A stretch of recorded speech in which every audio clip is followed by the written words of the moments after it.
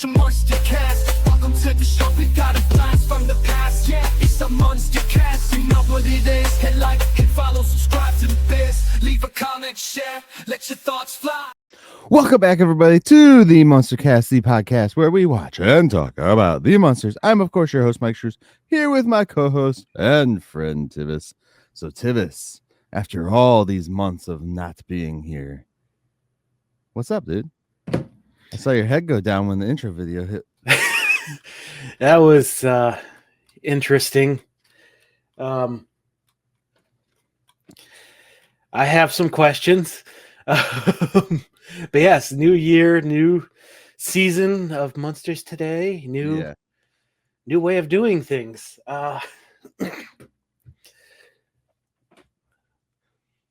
Yeah.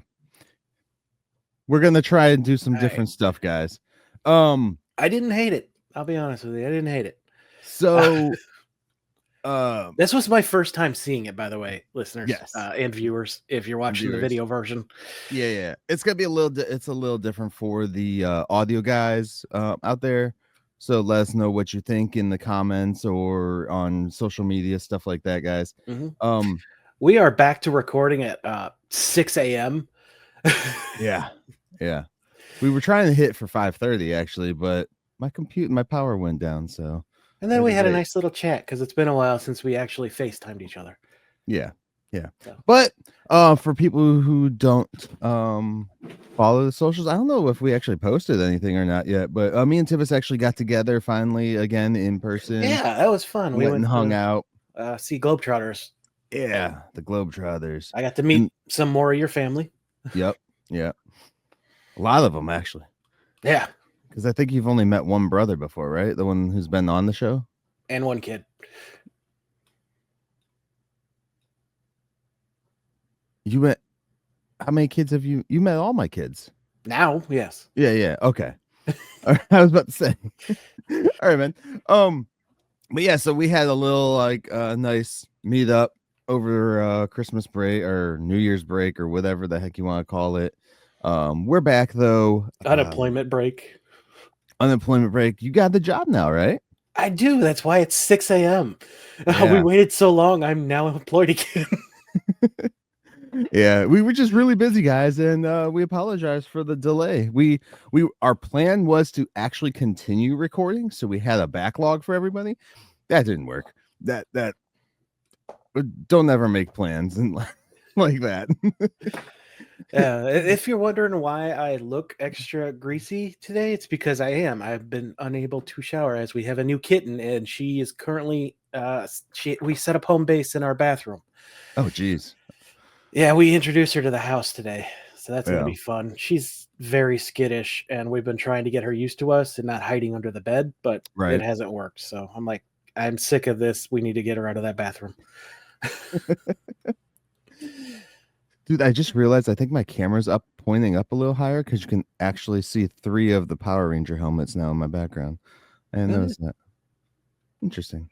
I don't know what you can see behind me. I got a bunch of stuff. Everything. I see like these cross things. I don't know what those are. What are those? Cross thing? It's like a red and a green. What are they? Lantern batteries for the lantern cores, the DC. Ah, gotcha. All right. I got a bunch more. They're just over here. Right. Anyways, guys, we are streamlining the show now, so we are going to pop through all this stuff real quick that we usually do.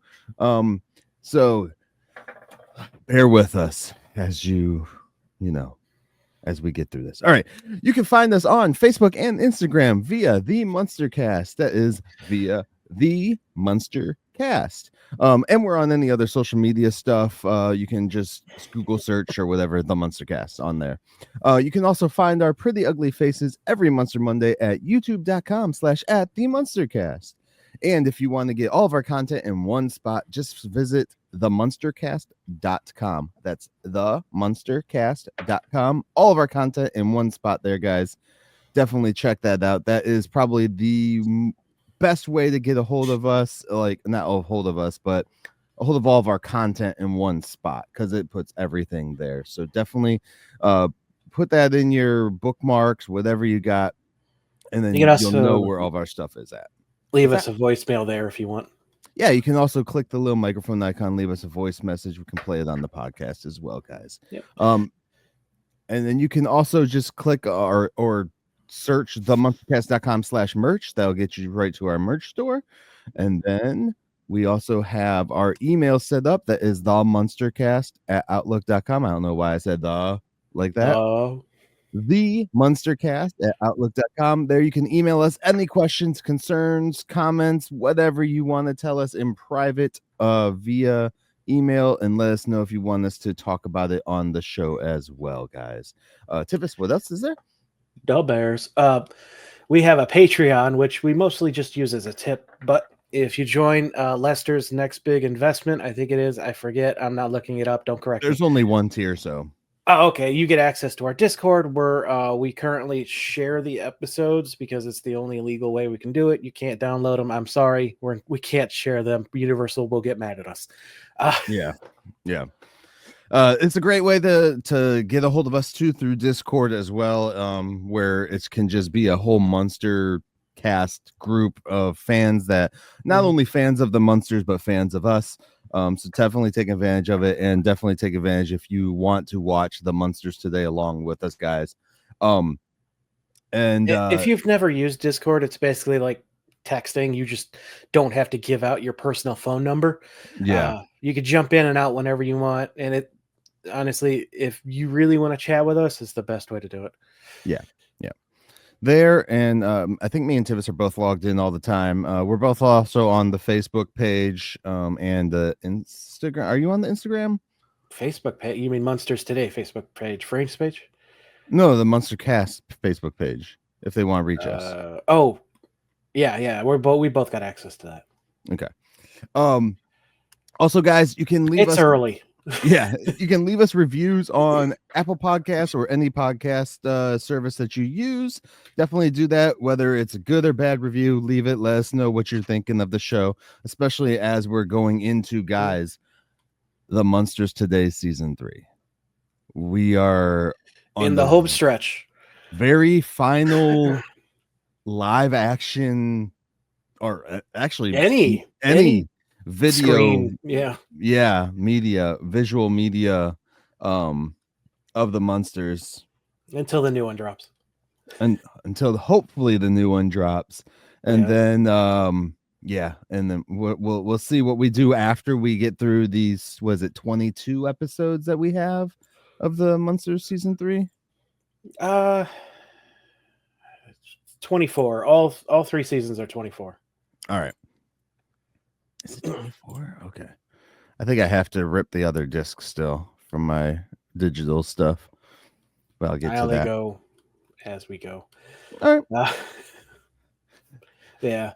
So exciting stuff. Also, a bit kind of, bittersweet as we're nearing the end of the actual shows. I'm excited to dive into the comic, though, when we eventually get there.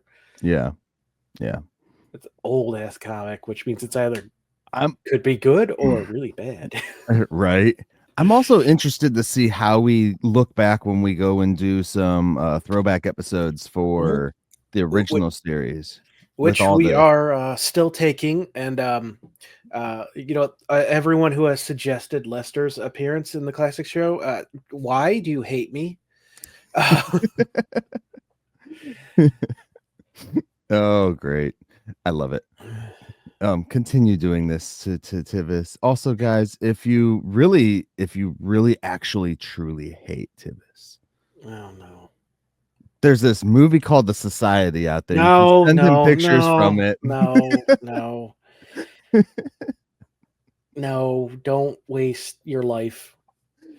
All right, guys. So Tivis, what are we talking about today? The Silver Bullet, season 3, episode 1, or 119th episode of the Munsters overall. I hope to God that I put these in proper order this time, because if I watch the wrong episode, I'm going to be so big. This one was the correct one. Okay. And I knew that it was the correct one when they said the title in the show. You gotta love when a show does that. This aired Yes, it did. Oh. October 6th, 1990. Okay.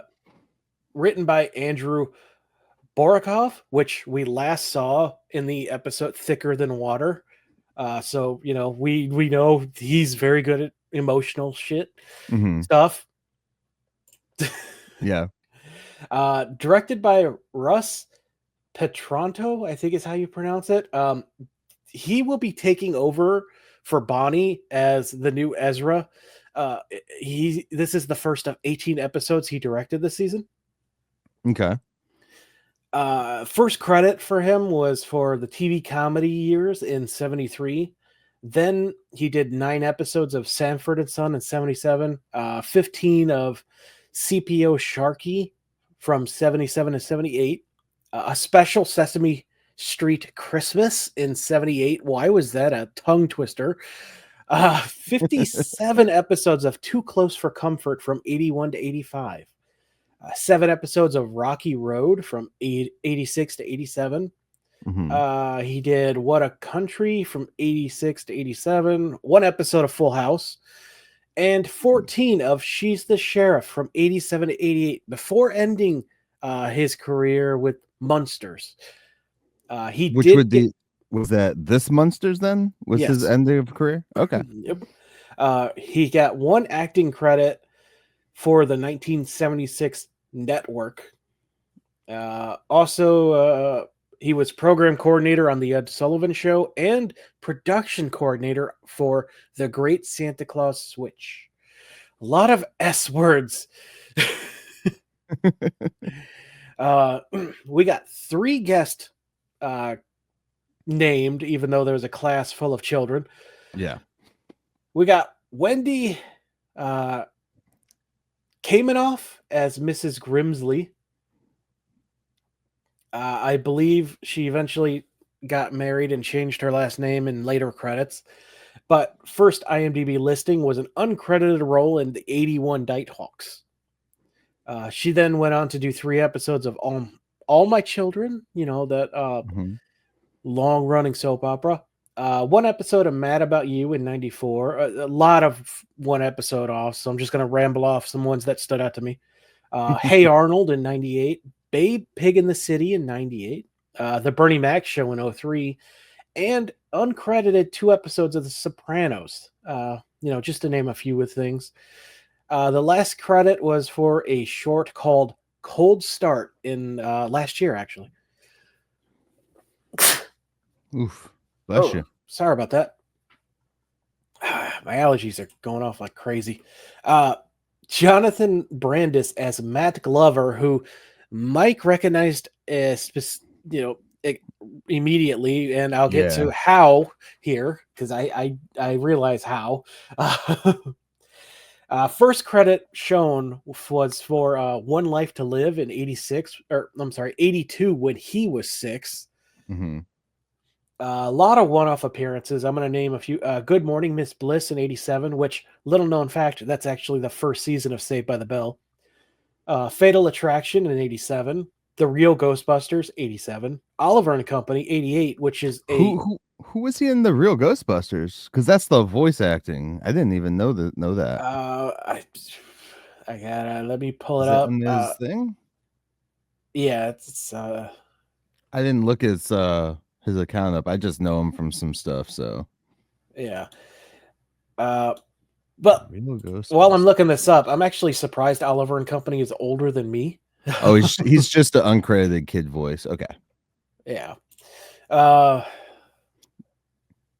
Yeah, I always thought Oliver and Company was in the 90s, but guess not. 7 episodes of Pacific Bell, The Reign of Children from 88. And then back to some one-offs. He appeared in Full House, 89. Who's the Boss, also 89. Murder, She Wrote, 90. Alien Nation, 90. Never Ending Story 2. The Flash. I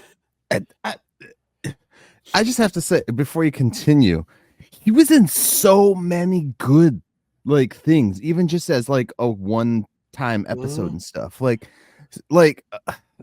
Full House. He was one of the children in It. Yeah, he was one of the kids in the It movie. Never Ending Story 2 is where I instantly was like, oh, that's Oh, really? Bastion. It wasn't this other thing I'm going to mention coming up. Was the other thing too. But Never Ending Story is like, oh crap, it's Bastion, because he's in Never Ending Story 2, not the first one. Yeah. So yeah. Which it was like a different kid that played him in every freaking movie. Yeah. I mean, like, I got a couple more here that I'm going to rattle. Yeah, 91, he was in The Wonder Years and Blossom. 92, he appeared in the Captain Crunch animated short. Remember when they could make animated things to appeal to children, and then the government banned it? Do you remember the Ronald McDonald cartoon? I don't remember any of those. Oh, yeah, no, 90s thing? Yep. Early 90s, before they're like, no, they're trying to brainwash the children. Was that like back when they had like the Burger King Kids Club or whatever it was? Maybe. Because they did the action figures for the Burger King Kids Club guys. I don't remember those. I remember the McDonald's action figures. It was I'll pull one. Continue. Okay. Saved by the Bell, The College Years, 93, another crossover with that show. We got 8 episodes of Aladdin, and then the one that Myke, I thought for sure was the one he would mention first. This kid was 57 episodes of Sequest 2032. Sequest, one of the best sci-fi shows I watched it growing up as a kid. I couldn't find the Burger King guy, but as like my sci-fi stuff goes, so I got into Sequest before I ever got into Star Trek, and so that was like my one growing up, and it was mostly probably because I loved like being on the water, rafting, stuff like that. So I was like, oh my god, it's a sci-fi show in the ocean. What are we doing? It was so cool. I love that show. I got you the DVDs. Yeah, Tivis got me season 3 of the show because I could never find it anywhere, and then they finally like dropped it I don't even remember where they dropped it. But you ended up getting me that season 3, which was like fucking us. Or did you get me season 1 and 2 and then I found season 3? I don't remember. It was one of those. I think I got you the season 3, but I got it off eBay, so I was worried it was not real. I kept bugging you. I'm like, please put the discs in. Let me know if anything loads up. Yeah, no, it was that show is so freaking cool. And it's a lot like, Star Trek in the way that they dive into topics while using aliens to deal with said topics, kind of like the Munsters uses, or the original series of the Munsters used the Munster family to dive into the topics of the time and stuff like that too. So I was drawn to it. There's a character in the show that makes you feel really guilty every time he's on screen because he looks so sad all the time. Oh, Eeyore. But I do have. I'm not gonna pull it off the shelf because then I'll make a mess. But I have Darwin, the dolphin from Sequest, on my shelf as well too right now. Oh, I didn't know there was a dolphin. All right, I know nothing about the show. Yeah, they always like attach crap to Darwin is his name, and like he would just go in and he was like lasers on the dolphin, beams on all this random crap. That makes me a little worried for animal. I think in the 90s. I think at one point if I remember correctly, there was like talking. He talked, I believe. It's been a while since I've actually watched the show, but yeah, it's definitely something in my rewatch to go back and do. Yeah. Well, and then we got some sad news. Jonathan unfortunately passed away at the age of 27 in 2003. But his last credited appearance that came out was in Bad Girls from Valley High, which came out in 2005. Yeah. Sadly, he took his own life at the age of 27, which is way too young. So sad. Sorry to get into the heavy topics, but we got one more guest, so he was still a fantastic actor. So we got Vicky Juditz as the kindergarten teacher. First listed credit is The First Turn On from 1983, which is not an adult film. It was actually part of the huge oversaturation of teenage comedies that they made fun of in Not Another Teen Movie in the 90s. Then The Toxic Avenger in 84. The first one. Yep. 13 episodes of Bill and Ted's Excellent Adventures, the animated show in the 90s. James Bond Jr., the animated show in the 90s. Tom and Jerry Kids Show. 8 episodes of The Addams Family, the 90s version. 13 episodes of Coach from 95 to 97, where she presumably met her ex-husband, who was a co-executive producer on it. An episode of Everyone Loves Raymond in the 2000s.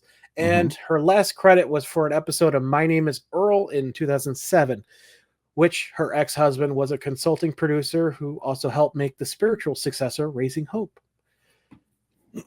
I've never heard of James Bond Jr., the anime series, and it's going in my list. It's I'm screenshotting this. It's going in the list because I'm so curious. I got to send that one over to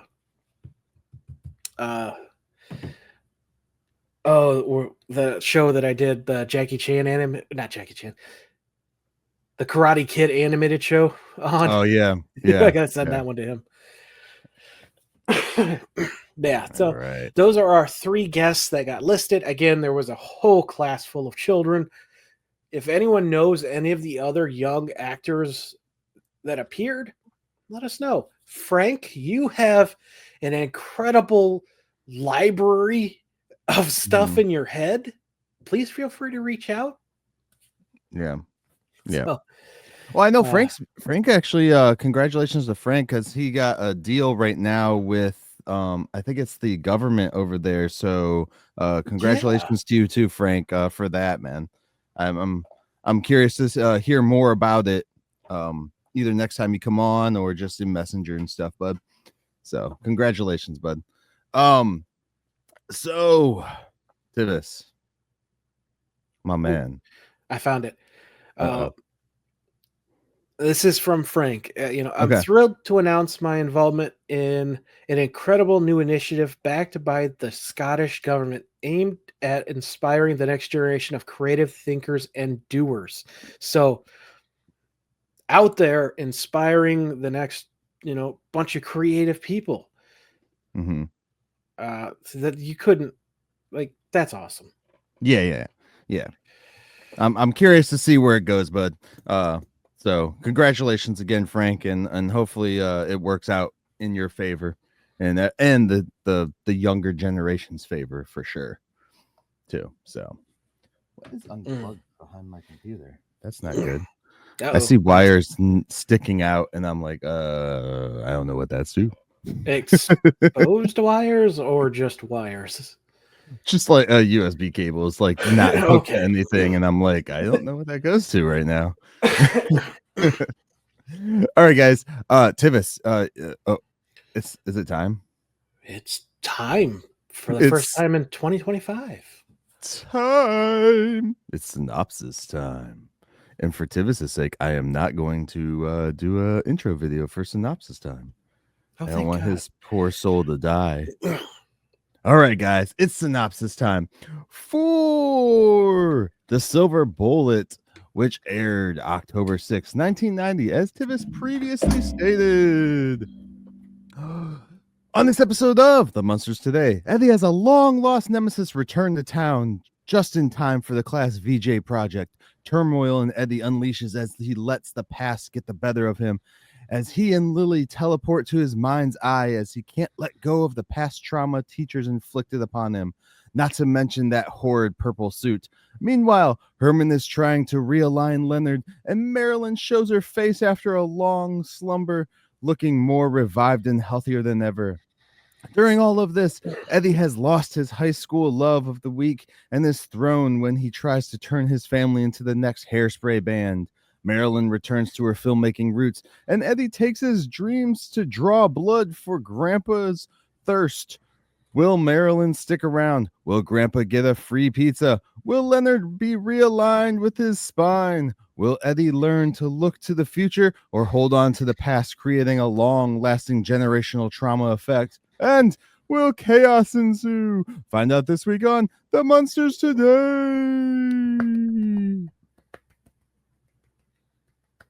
No golf clap for you. Love you guys. That was great. Oh, it's been a minute, too. Yeah. So I was like, gosh, I hope I come with the same energy. I mean, it's only early. I also don't know how loud I just was because everybody is above me sleeping. Is this going to be the day where we finally see the arm reach across the screen? You could have had you were really close to getting it when we were in person. What did I do? No, like her hitting me in person in front of you. Oh yeah, because the giant chain you brought up. Yeah, that was great. We had fun. All right, guys, let's dive on into this. Yeah, dude, I gotta say, the opening is for season 3. Does not show the house. No, we open on Eddie's school. Yeah. This is an Eddie-centric episode. Which as soon as they opened on the school, I was like, sweet. We're not just like going right back to the base ass stuff. So this episode actually surprised me. So let's dive on in. Yeah. So, very promising starting outside the house.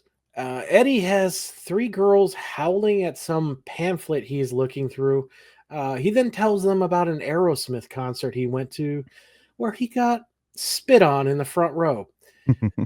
Dude is really starting to sound more and more like Max Goof now with his puberty hitting, and it is unmistakable. For people who don't get that, that's a Goof Troop thing. He played Max in the movies. Goofy's kid. He wasn't just in the movies, right? He wasn't in the Goof Troop show. That I don't know. I wasn't much of a Disney watcher, honestly. Lame. Yeah, Cartoon Network guy. So, sorry about that. It's on Disney Plus. Something I don't have that. So, some other kid comes in bragging about how he had a backstage pass to it, and the whole band autographed Eddie's ticket. So suck it. Well, the whole band autographed my chest. I'm like, dude, that's not. First of all, it's not going to last. That's not permanent. Second of all, that's some questionable shit right there. For audio listeners, Myke is putting on his giant chain he got from the Globetrotters. Ugh. There we go. Like, why is a band autographing a child's chest? But anyway, also the kid has a whole jar of sweat and spit. Good Lord, I hate that the jar is white. I don't. One, that doesn't sound good for the band at all. That you're giving a kid a jar full of spit and sweat. It's no wonder Disney's replacing him. Wait, what did you say? At the parks, the Aerosmith theme stuff is going away. Oh, I thought you said Diddy's replacing him for a second. I was dude, that's a lot of stuff happened while we were off. Yeah, no, this grossed me the hell out. The girls rush to take the spit and sweat jar from him because that's what women love, apparently. The kid introduces himself as Matt Glover. As a married man, I can tell you my wife hates it when I sweat. We then get some internal dialogue with Eddie, which is something I think we got a little bit in season 2. A little bit. There was more in season 1. It was usually like whenever he did like a classroom thing. Actually, it was a lot of the classroom stuff. Whenever there was a classroom stuff, he would do some inner stuff. that's cool. It's making a comeback. Yeah. So we find out the kid's name is Matt. Which I'm going to tell you right now, the second that they said his name, I thought he said Mac Lover. And I was like, and I wrote it in my notes at first. And then later on in the show, he said Glover. And then they said Matt. And I was like, oh, that makes more sense. I was like, what kid has the name Mac Glover? Someone who's really in the craft. I was like, is this what was that movie? McLovin with McLovin?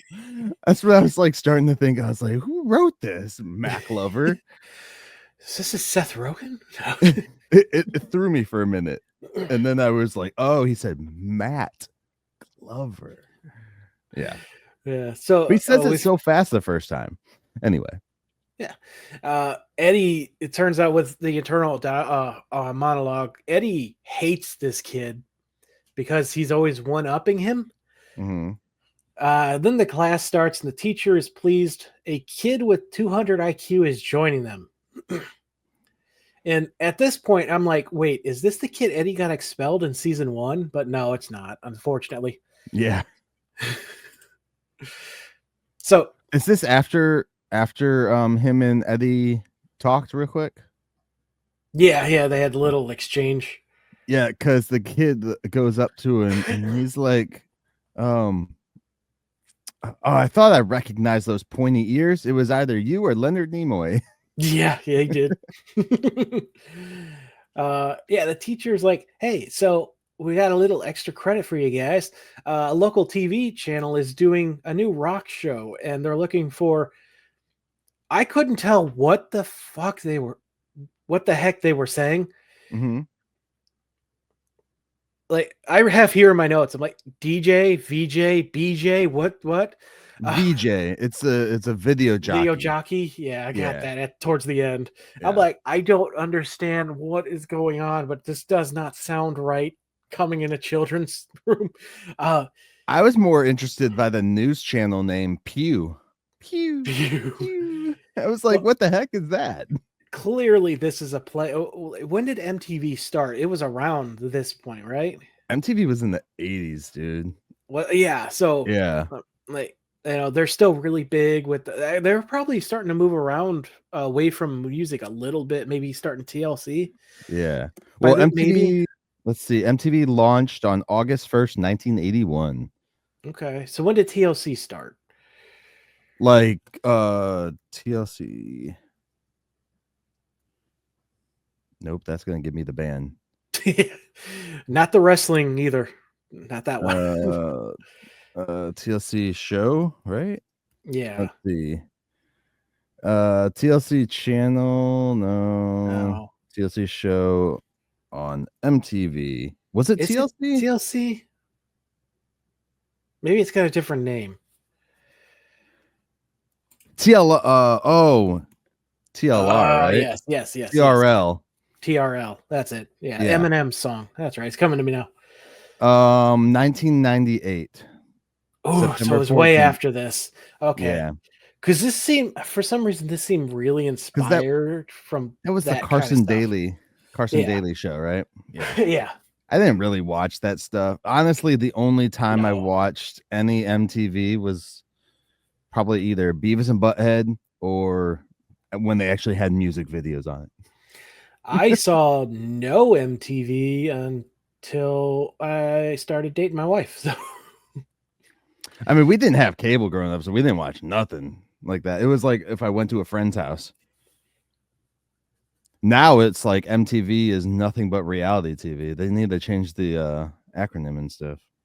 Yeah, no. The whole name. I mean, TLC is nothing but reality. That no one even remembers. It's the Learning Channel. Oh, the TLC channel. Yeah. Well, True Yeah. TV isn't really true. Yeah. I don't know why they changed it from Spike, but then again, they got the bad thing from Spike. So, yeah. Anyway, off topic. Yes. So she's assigning homework to prepare a sample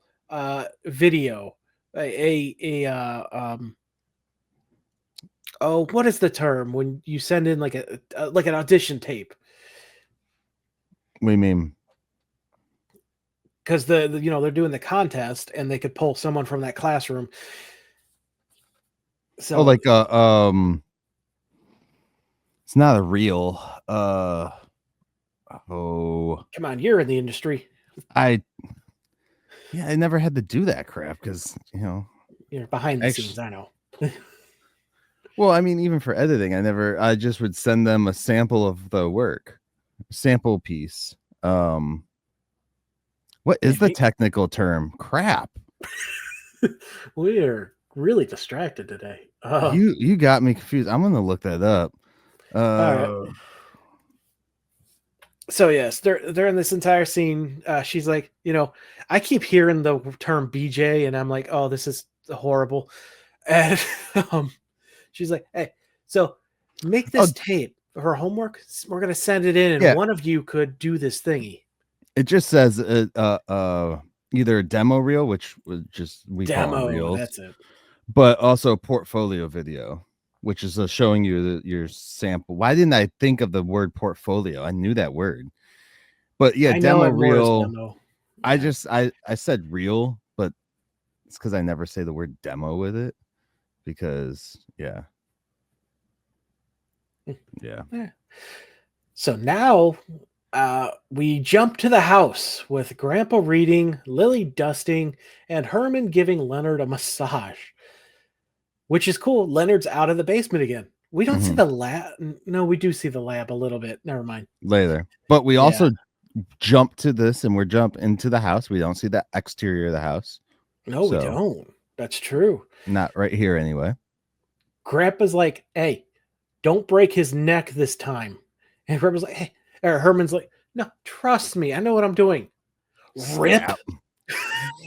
He rips Leonard's head off and then he just drops it like he's scared of it. Like, what are you doing, dude? Poor Leonard. This is coming from the family too that was like so sad and everything when Leonard was dying, when they did the x-rays of a skeleton that didn't need an x-ray done. So Eddie rushes in and sits down and tells them about Matt being back in town, and his mom's like, oh, that boy is so lovely. And I was asked if well, do you want to know what I think? And Grandpa's like, do you think? Oh, no. Eddie's complaining. I skipped this part entirely. I don't know why. It's very important to the context. He's like, this kid is, did you wake your family? No, I was hearing beeping, so I was trying to figure out where it was coming from. Oh, yeah, hopefully not the fire alarm. So Eddie comes in. He's like, hey, this kid's back. I hate him. He always beats me at everything.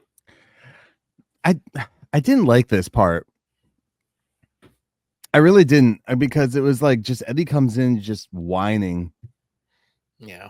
He's just whining. Really, but I did love the exchange between Grandpa and Herman, though, where it's like, you want to know what I think? I'd want to know if you think.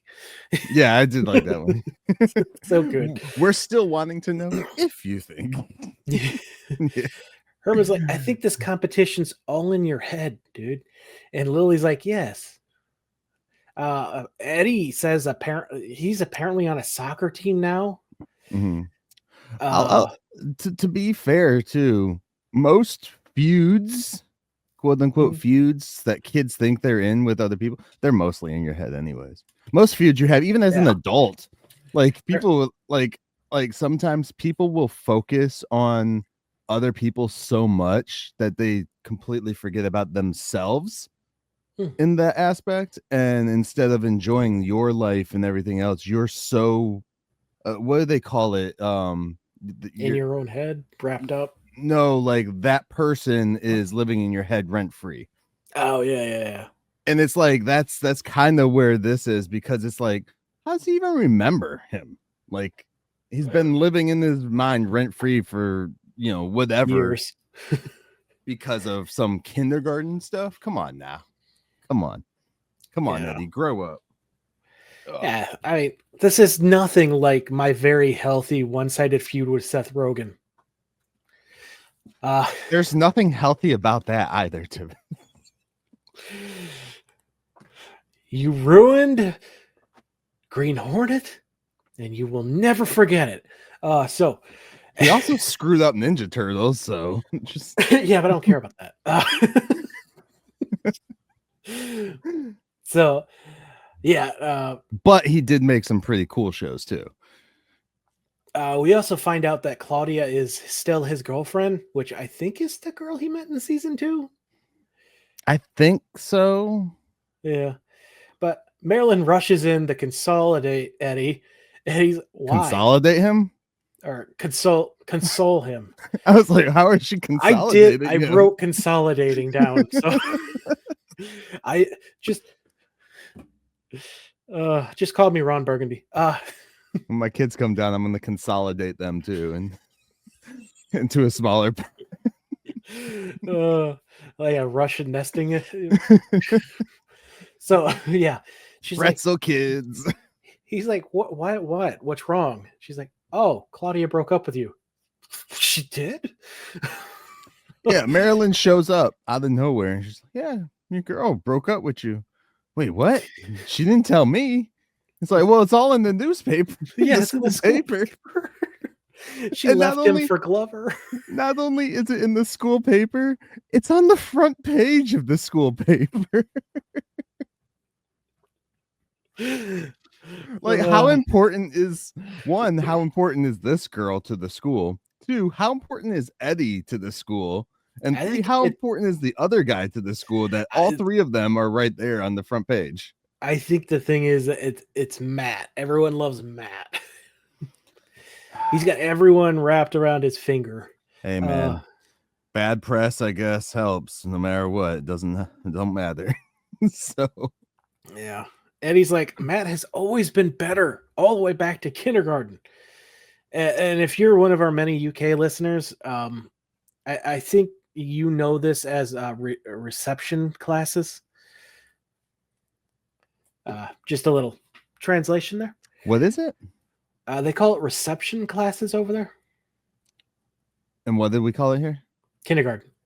Oh, gotcha. Really? Yeah. I think our word for it is stupid. When you break down kinder and garden and garten, technically. Yeah. Anyways, moving on. So now we get a flashback, which these are always fun. So this isn't a flashback. This dude literally jumps into his freaking brain. So we see 2 kids painting and the classic Eddie Munster suit, which is a fantastic touch of continuity. Yeah. And I love that he like remarks as soon as he sees it. Yeah. He's like, ugh, that purple suit. Yeah. Eddie, why did I have to have such a good memory? Eddie teleports in between the 2 kids to relive his memory. Yeah. Yeah. He's that hideous suit. I just love that it appeared like, oh, what a great attention to detail. Mm-hmm. The teacher walks over and tells Eddie, he's like, or no, she walks over to Matt. It's like, oh, your work reminds me of like these several freaking amazing painters throughout history, Van Gogh and Michelangelo. And then she turns to Eddie and is like, your painting is so good, I'm gonna hide it in the broom closet so no one steals it. Yeah. Like, let's hang it in the broom closet because if someone saw it, they may want to steal it. I'm like, you're causing trauma. Like, any teacher that does this to a student is causing trauma. Like, I understand you shouldn't like praise kids for every little thing that they do, but also at that state, you kind of encourage them to do a little better. Then teach, teacher, teach. Like, what? I don't know. It gets worse too, because she comes out, she's like, Matt, you have earned another gold star, and Eddie, you get this brown one I found in the trash. So you get this brown one, because if not, then I have to throw them away. But Eddie has like several other brown stars too. And there's only 2 names on this board. Yeah. There are only 2 kids in this class. That's what I was wondering. I was like, is it only those 2? This is a very small school. And then at this point, Eddie tries to escape by being a little pervert again by thinking of the girls' locker room. At this point, Lily teleports into his memory, telling him that it could have been. He's like, "What are you doing here? This could have been a girly fantasy." Like, is this something that is this a new power? Is this like in his head? Did he manifest his mom? Is this actually her? Like, are they telekinetic? Not telekinetic. That's moving objects. Psychic. Connected. And also this is it could get deeper than that if you really wanted to, because technically he's like daydreaming about his past, but then he's like also thinking about the girls' locker room, and then randomly his mom manifests, so maybe he has mommy issues. Oh, Freudian shit stuff. I got really time travel vibes from this scene. Yeah. Oh yeah. Lily then babies Matt. Mm-hmm. And Eddie's like, "Are you kidding me?" Yeah. She's like, "Oh, you got a smudge on your face." He's like, "Well, yeah, Mom, I was painting." He's like, "Not you, Matt." Yeah, this whole like flashback was real weird. Yeah. But it was also really well done, I thought. Yeah. Well, I also think like Eddie should just still be proud he was getting stars. Mm-hmm. At least he was getting some, you know. Here's your participation trophy, you little brat. Yeah. So now we get a scene in the lab. I don't think they did that in the 90s, dude. No, that wasn't until the Bush era. Grandpa is calling Bush 2. Yeah. HW. George W. Right? Debbie. I don't know. I just the pothead one, the druggy one. That's all. The one who's constantly having weird stuff happen to him and may or may not have war crimes. But as all of our presidents, the one who needs a real pardon. Yeah, unfortunately that's too many. Yeah. So all I remember with him is the SNL skit. W. That's right. This is W3. It was a joke about World War III. It wasn't SNL. That was the other one. Mad TV. Yes, exactly. Yeah. Crack never had a show, right? It was just Mad TV and SNL. That I don't know. And then of course In Living Color was before. And then there was All That, the children's version, which I loved. Mad TV was better. I liked Mad TV more. Oh, they had some edgier jokes, that's for sure. Yeah. I can't find a lot of it anymore because it's been erased. I'm sure there's like somebody's selling it somewhere. You would be stupid not to sell that. I believe Key and Peele got their, they got really popular off of Mad TV. Did they? I'm pretty sure, yeah. Wait, which one's Key and Peele? The Good Burger guys? No, that's Keenan and Kel. Oh, Keenan and Kel. Jordan. Oh yeah, Jordan Peeling. Yeah, Keenan. Michael Key. Yeah, Keaton Key, whatever. I only know them by their last names. So. They were on Mad TV. Yeah. Shoot, that must have been like the later years, though, right? Towards the end of the show. Know. Okay. Yeah. I know Gabriel Iglesias was on for one season of All That, but with Britney Spears' sister. Anyway, so Grandpa is in the lab calling an all-night pizza guy. He wants a large extra cheese with pepperoni, leeches, and scabs. He's like, all right. And it's 30 minutes or it's free, right? Mm-hmm. He hangs up the phone. He's like, now to pull up the drawbridge. Eddie comes down. He's like, hey, can I talk to you about something? You know, this thing with Matt's really bothering me. And Grandpa's, all right, do you know the Rocky movies? This is funny. Eddie's like, yeah, but Rocky only tried. I want to win. You gotta learn from the Rocky movies. Winning is not the most important thing. Sequels are. Money. He's like, you have and spin-offs now. and prequels and in-between calls. And reboot the loose goals. adaptations. He's like, look, you have to fight back. And Eddie's like, yeah, all right. Yeah, I agree. I really could be doing more. And Grandpa's now in the mood to watch Rocky. He's like, hey, I just ordered pizza. You want to stay down? And Eddie's like, I don't like scabs. So pick them off. Oh boy. Then we go into the next scene is Grandpa and Eddie on the couch. Are they both passed out or just Eddie? Just Eddie. Grandpa has this steaming mug. Yeah. And we get a dream sequence this time. We're getting a lot of really cool stuff in this episode. Anything to keep imagination going, which was so cool. Mm-hmm. Yeah. Eddie is in a boxing match with Matt, not fisticuffs. I don't know why I'm doing fisticuffs. He's also suffering from heartburn in his dream because he's fully aware he's dreaming and just ate pizza. Yeah. And Matt is like, you really want to fight me?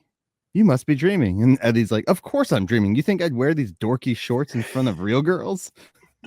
Yeah. They bring up that this is a fight for the new featherweight champion, and I can't help but wonder, is this a callback to season 1? From the featherweight champion, where Eddie takes steroids. Yeah. Maybe. So Grandpa, acting as his own coach, Eddie's coach, tells him, think sequel. Also, if you can, draw some blood. All this fog is making me a little thirsty because the room is very foggy because, it's dreaming. Yeah.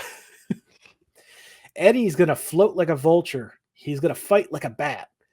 And after one punch, you will be flat on the mat. And then Eddie punches him in the gut. Or I'm sorry, Matt punches Eddie in the gut and wins instantly. Yeah. Eddie loses in his own dream. Yeah. Eddie wakes up. He's like, oh, great. I can't even beat him in my own dream. And Grandpa's like, what now? Oh, yeah. Sorry, kid. Movie. I feel you, Eddie, though. Dreams are all the bad crap really happens to me in my dreams, too. Yeah. Oh, that's one of my favorite daydreams from Scrubs. Anyone who has never seen that show, first of all, why? Second of all, the main character, they do a lot of fun daydream sequences from the main character's thoughts in his head, manifest it just for some fun, wacky stuff to do in this generally very accurate medical show. And one of them is him and his best friend are Batman and Robin, except the main character is Robin. And he's like, boy, how low is my self-esteem that I'm a sidekick in my own daydream? And his buddy's like, well, it could be worse. You could be Alfred. And cut back to him as Alfred. Now, damn you, sir. Dude, it's got to be something too, like that. Because when you daydream or something like that, or have dreams to where you're always like in the lower end of the totem pole in your dreams, what does that say about your actual psyche? Like that you just like are always down on yourself so much that even in your dreams you can't even have hope for your own life. Like, yeah. And then you got a question like with the Scrubs one, was he like Dick Grayson Robin, or is he, I'm gonna get killed Robin? Jason. Yeah. You can also be Tim Drake Robin, who has become the Robin who can't do anything other than be Robin. Except for that time he went by the name Drake, which I get it. It's a type of bird, but he's literally using his name now. Yeah. Yeah, that was a stupid writing choice. Anyway, so we go to the next day. Finally, we get an exterior shot of the house. Yes, we do. Eddie is in a jacket, and Marilyn has her old recording equipment. But no Howie. It's not her older equipment, because her older equipment was more like a TV camera, almost like one of the big. When we first saw her in the first season, she had like a big white camera. This is a black one. Hey, we're lucky we got her using any recording equipment again at all. Yes. No Howie though, which I have to big thumbs down. She has a different camera. Bring back Howie. You show that's over 30 years old. No, 20 years old. No, it is 30 years old now. Yeah. Is it? Yeah. Yeah. Yeah, I guess so. Yeah. But Grandpa's like off screen, like, let's start already. And Eddie is nervous that this isn't going to work. But anyway, let's go. Let's do this. And I know they're saying, hey, but I keep hearing BJ dude. He introduces Herman. Go tell your wife to take care of something, please. Like, he's like, here is Herman and the Bloodsuckers, and oh god, it is a rap, and oh god, it is a 90s rap. I can't. Yeah, I guess it is kind of a rap, but yeah. I can't describe what I'm looking at in this scene. There you go. I can make you describe it on the screen. I meant to text you and ask you to rip this scene specifically to show, and I forgot because I did watch this 18 days ago. But my god, this is audio listeners. I'm so sorry. Video listeners, just look at the screen right now. What is going on? It was more streamlined though than when Herman sang in the first season. I will say it was a little more streamlined and more cohesive. Grandpa has an 80s hairband wig on. Yeah. But his actual hair is sticking out underneath. Oh. Yeah. Lily's probably the most freakiest. Is she? I think Herman with an afro was weird.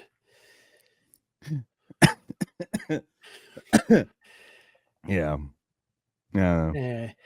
Eddie shuts off the boob box and tell them, no, this is just not going to work. Let's forget it. Wasn't the whole song about Lily though? I don't remember. Because Grandpa says stuff about Lily. Herman, I don't recall what Herman actually says, but then Lily has her line at the end when they say blah blah blah blah, and then they go to Lily and she says what she has to say, because I think it's about Lily. This whole song is about Lily. I want to be able to play it, but I also don't want to get like canned. Yeah. And maybe we could try just cutting it and uploading it as an extra video on YouTube. Yeah. We don't have to worry about many strikes, right? We're good with that? No, we're good with that. Okay. Because if they do take it down, I want us to be fine. Yeah, so go check out our YouTube the rules, and maybe it'll be there. Yeah. Yeah, it's a real weird scene. Like, and it's not good. It is real bad. Yeah. Anyway, we're gonna cut to Eddie laying on the couch now. Marilyn, Lily, and Grandpa are thinking about how to get him out of his funk. Herman's like, hey, maybe we could share our life experiences with him. And Grandpa rolls his eyes, but he follows everyone to the couch anyway. Lily tells him, what the heck? My AVG just popped up and blocked my notes. I'm sorry. I don't know what AVG is.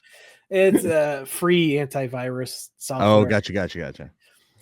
I don't have a virus. It was just telling me it was an advertisement to go premium. What a time for it to pop up. But yeah, Lily's like, when the going gets tough, the tough get going.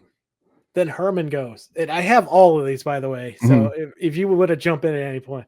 Oh, go ahead. Herman, I didn't write any of those ones down. Every cloud have its silver lining. And Grandpa's like, slow and steady wins the race. Marilyn adds, her other car is a Porsche. I'm like, so we're sticking with the slow-witted Marilyn, are we? Which is a real shame. Everyone looks at her and then they jump back in. Lily, let a smile be your umbrella. Herman, the white zone is for loading and unloading only. Grandpa, watch my rear end, not hers. Marilyn, attention Kmart shoppers. And then So they go into bumper stickers and signs. Yeah. I here's the dark side for the Maryland ones. Like, of course, the Kmart shoppers is probably because she's at Kmart all the time. She hears it. Rest in peace, Kmart. But the one about the Porsche, I'm like, isn't that sexist? What if that's like a line that guys use on her all the time, and that's why it's like prominent in her mind? Oh, I didn't even think about that. Because it's something that people say that she's like looks up to or whatever. Maybe it's her like high school teacher, gym teacher or something. My other car is a Porsche. I just can't drive it to school. I just love that with the attention Kmart shoppers one. Even Eddie sits up in utter confusion, like, what are we doing? Yeah. He's like, I feel this season there's going to be a lot of good breakdowns with Marilyn, and hopefully we get to do our own like psych evaluation on her. Yeah. He's still, if we get as much of her as we're promised. He's still shaking off whatever just happened around him, and then says his own line. Life is hard and then you die. Grandpa and Herman both kind of nod in agreement, while Lily and Marilyn just look unhappy that their attempt failed so miserably. What happened? Yeah. How did you go so wrong so quickly? So now we're back. It's like that. Before we move on, can I just say that interaction had me laughing so hard. It was oh geez, sorry. Oh, damn you. It was one of those it was one of those interactions where it's just like you don't see it coming at first. Yeah. And then as they start talking, you're like, oh no. Oh no, don't just stop talking. Yeah. Like at first Marilyn derails them, and then Herman really derails them and throws them all. Right. All right, so then we leave that scene, we go back to the school, correct? Yeah. Yeah. Where Matt's the only one in the classroom when Eddie walks in. Yeah. And this is where Matt asks him about his assignment. Yeah. And Eddie's like, I didn't do it. Eddie tries the book when he first walks in. He's like, nope. Yeah.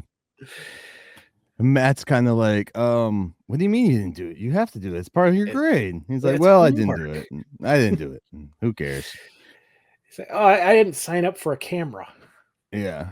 He's like, well, if you want, you can use mine. He's like, you'd really let me do that? Yeah, of course. Friends. Yeah. I like you, bud. We've known each other a long time.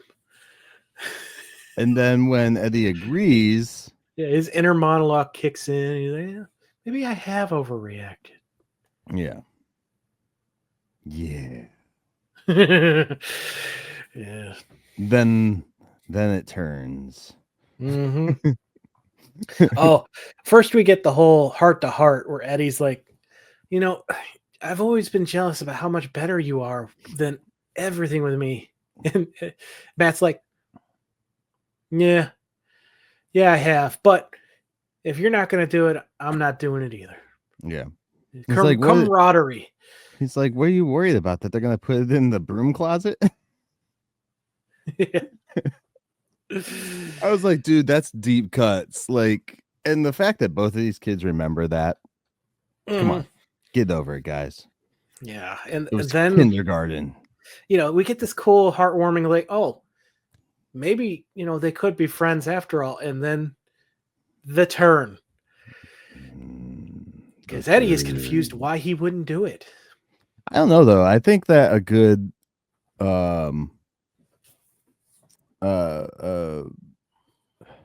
competitive nature, a healthy competitive nature anyways, is actually good for some kids. I think it's good for you. And we'll go into that a little more towards the end. But, yeah. But yeah, so do you remember what he says next, Myke?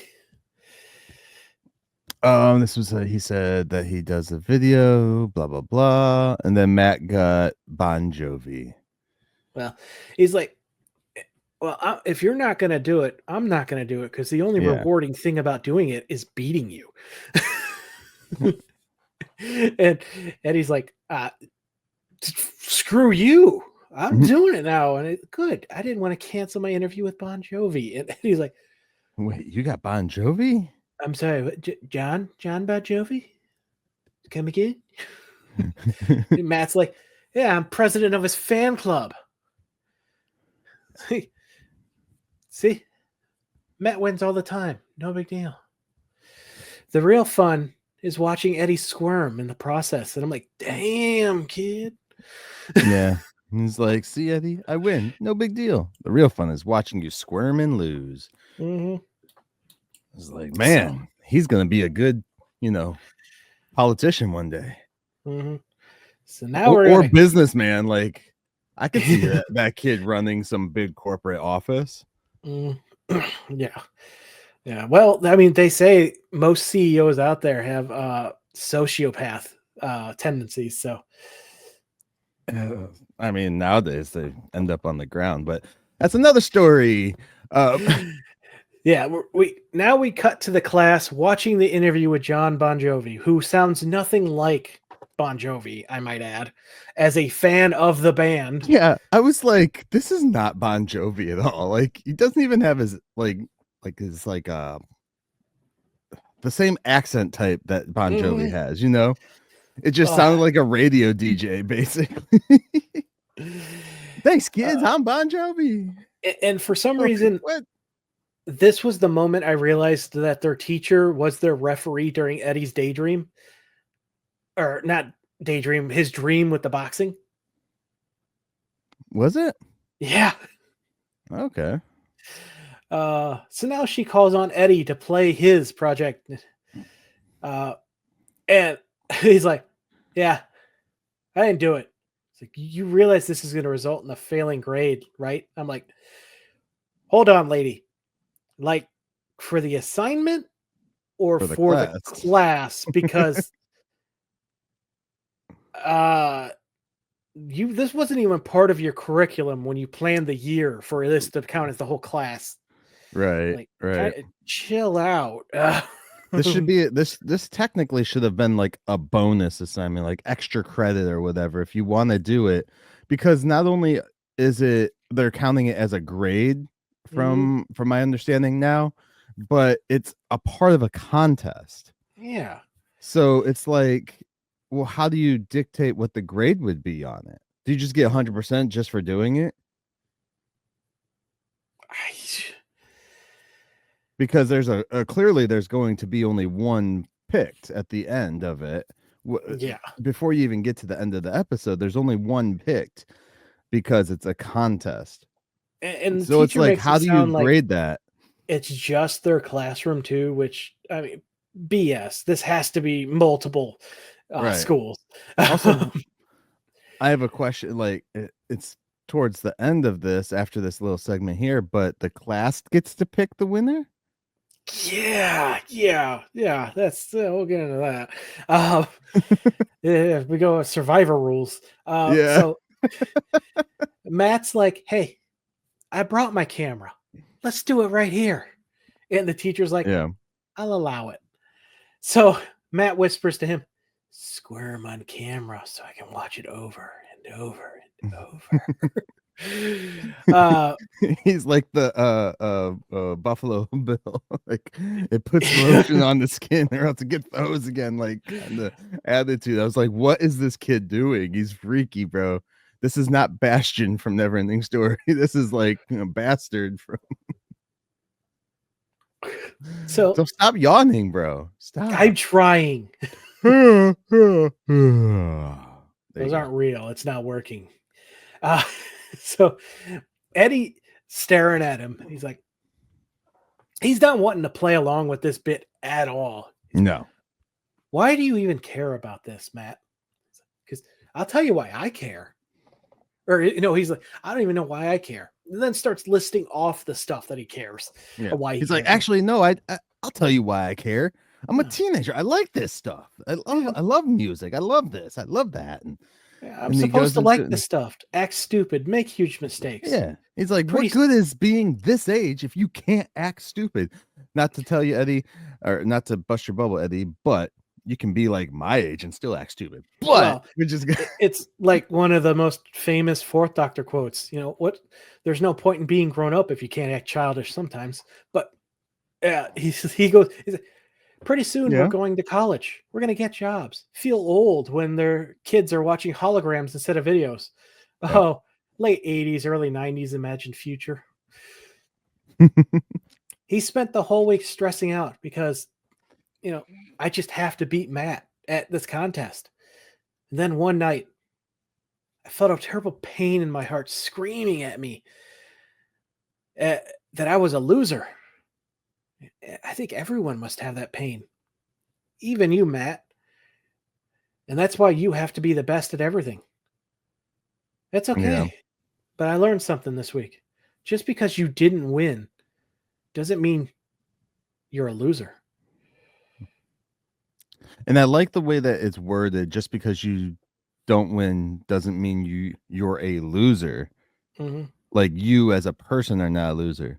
Still lost, but yeah, he's like, Matt, you be VJ, you'll be the best at it anyway. And then we get the vote. Yeah, we got the vote, and are there grades based on their vote as well? That's and not only that, what Eddie did isn't really a VJ thing. Because he did the Herman motivational speech.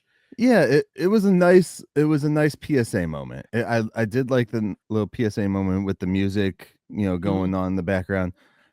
But you're recording it, and it's just him talking. He's not being a VJ. He's just being, he's having a heart to heart. Yeah, he's being a therapist. He's being the class therapist for himself. The class starts chanting for Eddie. Matt is stunned. The scene, that's the end of it. But I love the fact, like, we get a Herman moment, but it's from Eddie. Like, this is a cool transitional thing with this show. Right. Yeah. Well, he's learning, and it's cool when you see Eddie doing these, because if you take into consideration the original series where Herman was always talking to Eddie about like the PSA moment stuff, it's pretty cool, because then it's like, oh, Eddie learned from his dad for that. Exactly. This was so cool. I like this. But let's jump to the last scene. Eddie is playing Nintendo. Oh, what? What? More? No. You're good. Yeah, Eddie's playing the NES, and it's just the original NES too, not the Super. And Lily escorts Matt in. He congratulates Eddie and tells him not to get used to it.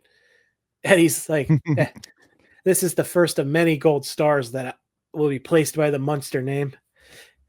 An amazing callback to that scene. Yeah. Matt asks if he's like, hey, you got the joystick controller.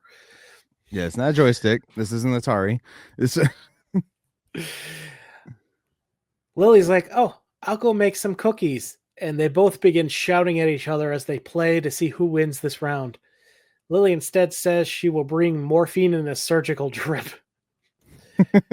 Freeze frame on Eddie and his new friend. Frenemy. Yeah. Yeah.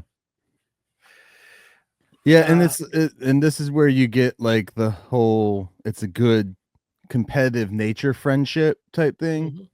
Kind of like when you look back at like Arnold and Stallone. They're good friends, but they were always like against each other in the box office, stuff like that. And they always talk crap about each other publicly, but they were also like great friends too at the same time. And they even went to the extent of trying to give each other terrible scripts. Yeah.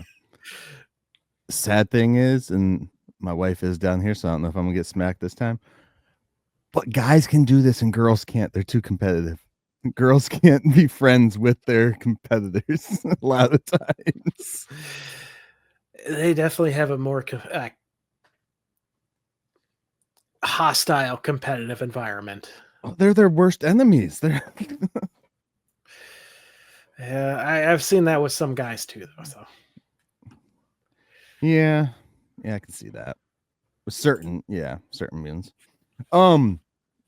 So, but yeah, like I do like that this whole episode, what I took away from it was, you know, and they say it within the episode, you know, let go of your past. You don't hold on to the past, look towards the future, do better by yourself. Stop worrying about other people, what other people are getting or doing with their life, you know, and worry about what you're doing or not doing with your life that you could do to better yourself. There's no reason to stay in a psychological prison because of somebody else doing better than you at, you know, the thing that you like or you know.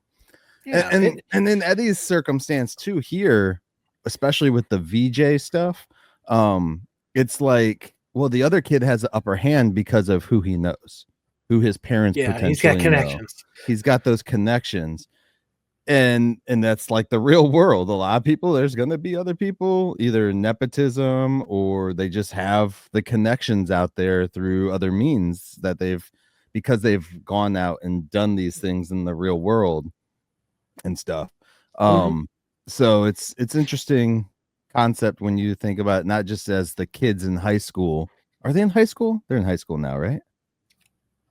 I think maybe junior high or high school. Yeah, I don't really for remember. UK that's like 7th, 8th year. Yeah, 6th, 7th, 8th is junior high here. Well, that'd be middle school. Well, that's the same thing. Junior high, middle school. Middle school has 3 grades. Junior high only has 2. Depends on the state you're in, I guess. Yeah. But yeah, so it's interesting to have it there, and it's good for those kids right there to learn that aspect for when they go into the real world once they're out of high school or, you know, whatever, in college and stuff like that. Because especially like that's the big thing I think a lot of kids don't realize, or humans in general don't realize, is like you're in this little world of like your K through 12th grade stuff, and you might be the best there. Then you go off to college and you're surrounded by people that are just way better than you in so many things, but you have to learn to adapt and you have to learn to let go of them being better than you and trying to better yourself more. Don't take a loss as a loss. Like, you can always learn things from that. In fact, you always learn, whether you want to accept it or not, you do. For me, during my employment search, there was a really amazing job that I really wanted for one of the local cities around here. Yeah, I didn't get it, but I'm still glad I tried. It was a learning experience. It was cool. And now I know if an opportunity like that opens up again, you know, I might go for it again. Right. Right.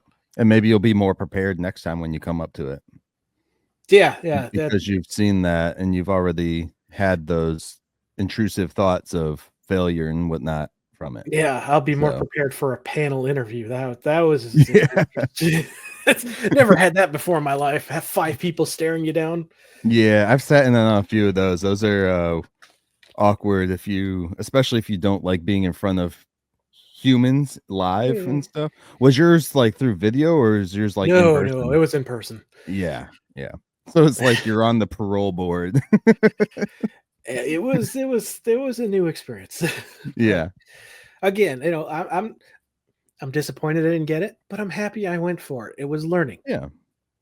And I mean, the job you have now, it might not be your dream job, but it's going to help you in this point in time now. Yeah, so that's the thing too, is a lot of people look, it's like, well, I'm Jim Gordon said. Yeah. It's not the job you need or want, but it's the job you need. Yeah. Oh, Jim Gordon. J.K. Simmons. Was that? No, that wasn't J.K. Simmons. No, that was Sirius Black. That's right.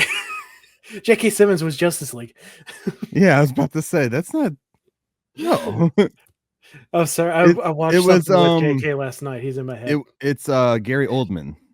Yes. Yeah. Gary Oldman's from the Nolan Batman movies. Yeah. Because he's a fantastic actor. You can watch Gary Oldman in those movies and be like, man, he's a really good like old detective guy. But then you go and watch him in Fifth Element and you're like, man, he's an asshole. And then you go and watch him in something else and you're like, holy crap. And then something else, I'm like, holy crap. Like, what the heck? My mind was blown when I found out he's both Jim Gordon and Sirius Black. I'm like, they look nothing alike. Yeah. But anyway, no, this was a great episode with a great, message. Oh, yeah. Definitely. Trying to reel us back.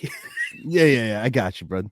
I really enjoyed this episode. So do you want to give, I guess I kind of gave my final thoughts on this already. Like, yeah, why don't you keep going with yours?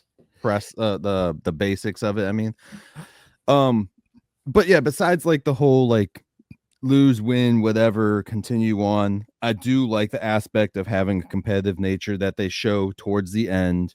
It's 2 kids playing a video game now, and competing in that because they both want to beat each other, but they're also not like being jerks about it too, it's like they have their own I don't know how to exactly say it. They have their own like little rivalry, and they're not being like negative towards each other in a way that's demeaning each other at the same time. We've had a lot of that here in our country, so I mean, dude, other countries have had it too, for sure. But so being able to watch this and be like, oh, dude, this is how these people should be. Very competitive. You can be like, I'm gonna beat you. Okay, cool. Me and my brothers did it all the time, and we would physically beat each other up, but we still loved each other. It was a competitive thing, like who got the last hit in or something, So yeah, like hopefully their competitive nature does not grow into some weird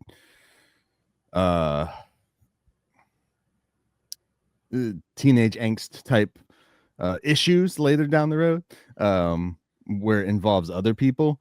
But yeah, I did like I like the episode. I'm not gonna dive into a whole nother conversation, but I will say, if you guys like a competitive nature type show or visual to watch, I watched the movie Tag over break. It's based on a true story too. I'm not sure if it's like how loosely based it is or whatnot, but it is about the game Tag. And it has Hawkeye in it. I'm trying to remember his name. What's Hawkeye's name? Jeremy Renner, Jeremy Renner, Ed Helms, Isla Fisher, Jake Johnson. Yep. It's a fun movie. It is kind of, it is semi raunchiness to it because it's a bunch of guys, you know, whatever. But the whole premise is like they've been playing the same game of tag their entire, like, since they were kids, and now they're like 30 and 40 years old and stuff. And one of the people have never been tagged, so their goal is to like tag him finally in the movie. So, and Jeremy Renner's the character. If you've probably seen like segments from this movie, it's freaking awesome because they do like some Matrix style stuff. Not Matrix style, what is that, the Sherlock Holmes, where he's like in his head doing the movements and stuff, the punches. Yeah, I never really watched those. Yeah. Well, they do some stuff like that with Jeremy Renner. Every scene that Jeremy Renner's in is perfect. The rest of it is kind of like the Hangover movies a little bit.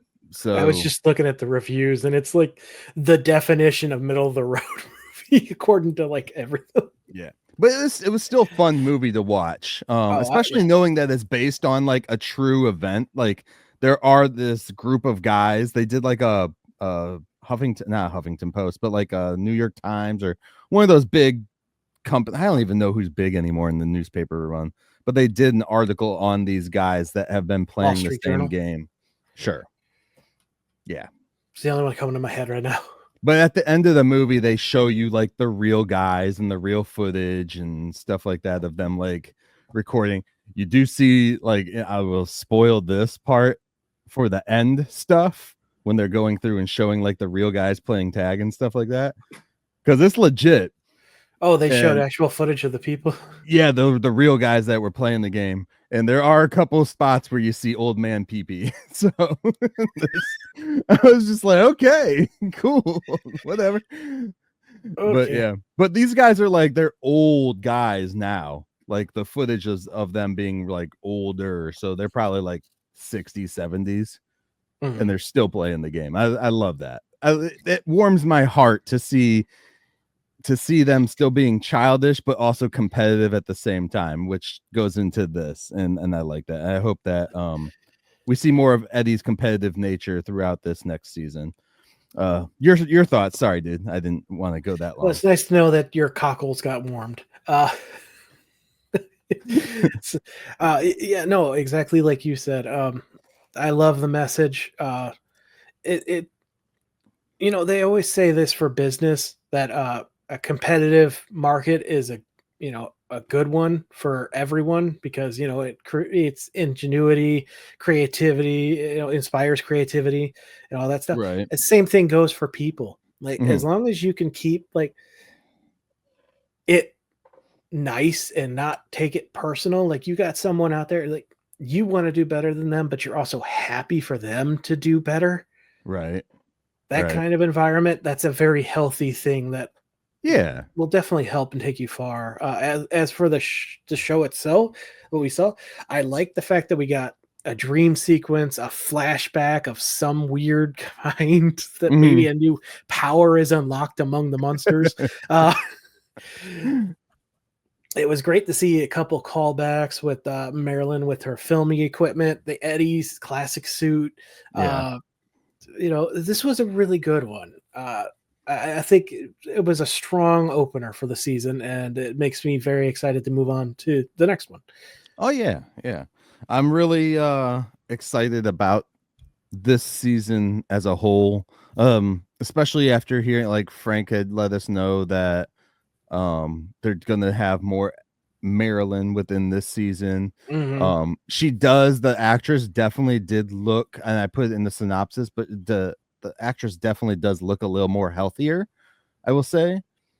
She doesn't look like she's full of chemicals now, like Botox in the lips and stuff like that. Her lips don't look messed up, and it's nothing on the actress because the studio was pushing that on her in the last season. Yeah, that's what we found out, the new producers. And so it's good to see her looking healthier in this, and those producers are out on this season, correct?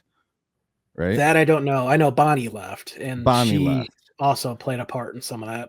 Yeah, so It'd be interesting to see how they work this. I would like to see them work Marilyn though into her college years now though. I'd love to see them work her into a story. Yeah, and not be the stupid one, quote unquote stupid one. Yeah, she's been hanging out with Herman too much. Yeah. I think that's it. That's all I got for this one, man. Yeah, I think we did it. No, well, I guess this is coming out quite a while after we're recording it, so I don't know what's going on. 2 weeks, I think. The West Coast of America, but if you hadn't heard, it was on fire. They might still be looking for relief, and it's economically tough on everyone right now, but if you can help out, please do so. Find a organization that's reputable. Don't just give it to anyone. Yeah. Definitely do your research before giving money, but if you can give something or like help out in other ways, I'm sure they have other programs out there for people to help out with.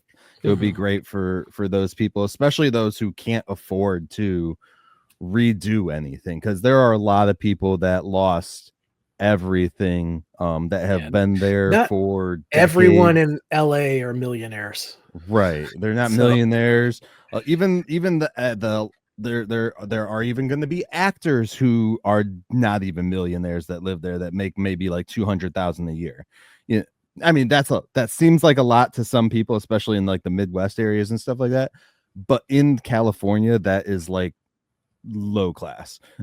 So just to let people know, there are people who've lost houses though that have been living there for like 60 years and stuff, and they're old people, they can't afford or they don't have the resources to rebuild and stuff like that, so they will be looking for alternative living areas and stuff like that. So and there's people trying to take advantage of them. Like, did you see, I don't want to go too far into this, but did you see the rent prices there have increased by 112%? Oh yeah, it's ridiculous. They're taking advantage of this situation, and it's disgusting. And I don't know, and I loved this saying that it was I don't remember who. Oh, it was sorry to bring this up again to you, Tivis, but it was Mel Gibson. He said this on the news. He said it seems like they just don't want us in California anymore. Like they don't want people in California anymore. And when you look at the rising prices of the properties and the rent and stuff like that, it's like no wonder a lot of them are moving to like Texas and the surrounding states, because you can't afford it, unless you're maybe Northern California. I don't know how the rates are up there. At that point, just go into not Georgia, into Washington, and I forgot the other state that's up there, but it's beautiful country. So oh yeah. I had a buddy who lived he moved out to California to do work for entertainment and stuff, and he lasted about 2 weeks in LA area, and then he moved to Northern California and just started doing like lineman work and stuff like that, because he was like, I can't afford it on the amount of money that they're paying me to be on set, which is sad. And that's what happens to a lot of people. That's why a lot of like even like Chris Pratt and stuff like that, when they first go to California, to Hollywood to act, they might be in TV shows that you're watching, but then they're working like 2 or 3 other side jobs at the same time, just to afford to live in the state that they need to be in to work. Yeah, which is sad. It's ridiculous. So, and sad news is that some relief might be getting cut off, and so they could use all the help they could get. We'll see what happens with all of that. I'm interested to see how much help these people actually get. I don't really give a crap about the government in California. No, God, really don't give a crap about the government anywhere other than who you're voting for. I really just care about the people that are living there, the actual civilians. Movie stars or not, I don't really care, as long as they're people who are really in need. do your research if you want to try and help them in any way possible. I'm sure there's like other efforts too of like donating goods and stuff like that to these people. Stuff. So I do know like Airbnb and surrounding areas was like cutting rates and letting people stay at places for free. I think Airbnb was swallowing the cost of that, so good on them. If they are still doing that too, that's especially good on them because they're eating the cost of all of that. So that's pretty cool on them. So give it out to Airbnb, guys. And for anyone out there who's saying they're just doing it for good press, I have one thing to say to you: who cares? It's good. The end result is good. Yeah, for that part, it's like it's helping. Yeah. Same with like any of the actors and stuff that are going out there talking about the fires and the losses. As long as they're not asking you for money when you know they have the money, they're doing it to bring awareness because they're using their voice for it. So I just watched definitely Alex enjoy Hirsch, that, guys. The Alex Hirsch, the creator of Gravity Falls, an amazing writer.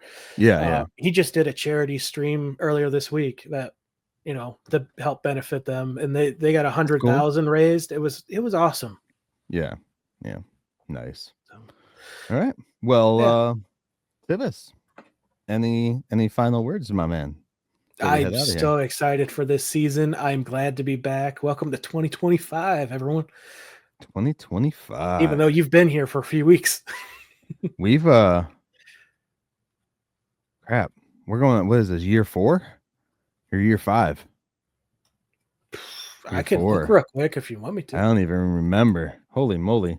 Anyways, guys, it's been a ride, and we appreciate everybody, and definitely do check out our socials and all that fun stuff, guys.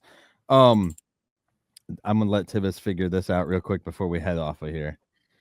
You got something? 2021 we started in, so yeah, this will be year 4. Year 4. Dun dun dun dun. All right.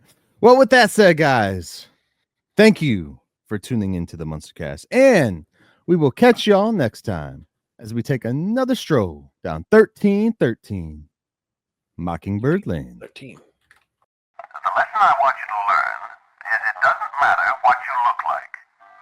You can be tall or short, or fat or thin, or ugly, or handsome, like your father. Or you can be black or yellow or white. It doesn't matter. What does matter is the size of your heart and the strength of your character.